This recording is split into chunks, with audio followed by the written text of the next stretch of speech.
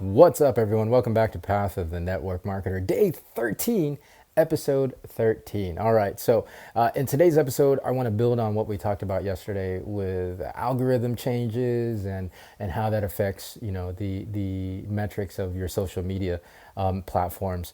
Yeah, impossible to predict. So do your best to pay as little attention to those metrics as you can. I mean, those stuff, it's important. I'm not going to say that it's not important. Views and likes and engagement, comments, things like that. It's obviously very important. Otherwise, why else do social media in the first place? However, I think it's secondary, a distant second, as a matter of fact, to content. And that's what I want to talk about today, because if the prevailing mindset is views and working to become more viral, which I think it's a trap that we can fall into, right? If that's the prevailing mindset, then we run the risk of the content suffering. You can't. There's no getting around that. And here's the thing. Okay, so here's where it comes from. We're used to that one home run, right? Like there's that mindset historically, and it happens in so many professions, in so many industries, in so many different examples. Obviously the lottery is an example. Everybody's going for that one big win.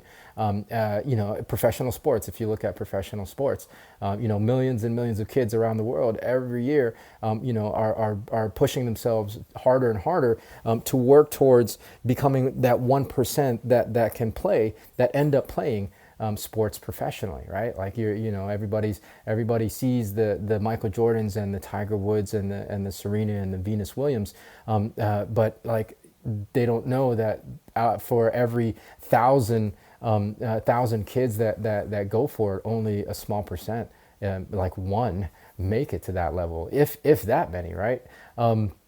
What's another example? So another example is stocks, right? The stock market. Like everybody, I think. Well, not everybody. Okay, so let me backtrack. That's too much of a generalization in my language.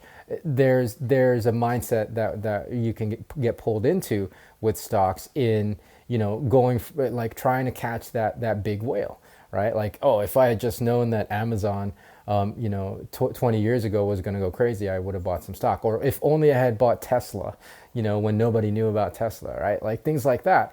Well, it's impossible to predict, right? It's impossible to predict. There's thousands and thousands of stocks out there. You never really, unless you're like really kind of deep into it, and even then, like it's impossible to predict. But unless you're like really, really deep into it, you're never going to be able to catch that whale. So the same thing with social media, right? I think there is a prevailing mindset that we have to catch that whale. We got to go viral. We got to make that one video that's going to change our lives, right? And well, because we see that happening, right? We see that happening with influencers, where one video changes their life. And really, there's so much more there's so much more going on than trying to catch that whale. If you look at any of these influencers, big or small, and even network marketers or non-network marketers, you'll see that they weren't necessarily chasing that whale. They weren't chasing the views, right? They weren't chasing trying to be viral. I think, again, that's all well and good and important. It's not wrong.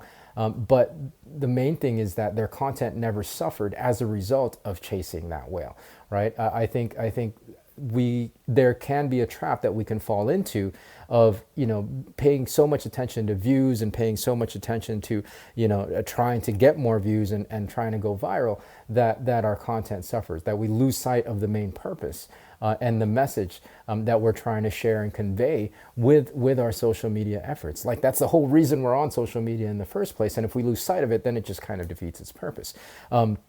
As I've examined people online, influencers and people with good amounts of following, good numbers and big audiences, again, network marketers or not network marketers, what I've found is that it isn't so much that they've gone viral as a result of trying to go viral, but I think it's more that they've built their audience, they've grown their audience as a result of being consistent and true to their purpose and their message, the message that they wanted to share. And that goes even for influencers who are just posting content as entertainment. It's just the consistency of it, and people find them, right? If you're chasing views, again, what can happen is your content can be so sporadic to try to chase that next viral trend, that you lose character, and therefore the followers that you get anyways, your audience becomes way more transient than it would be if you had just stuck to being more consistent and true to your message.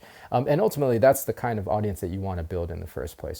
So be consistent and true to your purpose and your message that you want to share. Regarding your company, regarding yourself. Sharing your story, and that will ultimately win in the end, in the long term. Sure, short term, your numbers will go up and down, and that's natural. But in the long term, as long as you're consistent to all of that stuff that we're talking about, your message, your purpose, then that's going to win in the long run. So that's it for today. Hopefully that makes sense.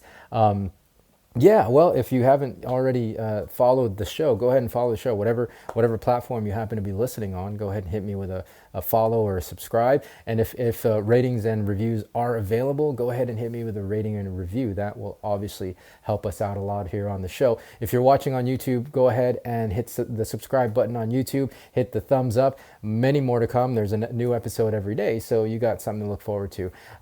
Yeah, that's it. So we'll catch you on the next one. Until then, be well, be safe. We'll see you in the next episode.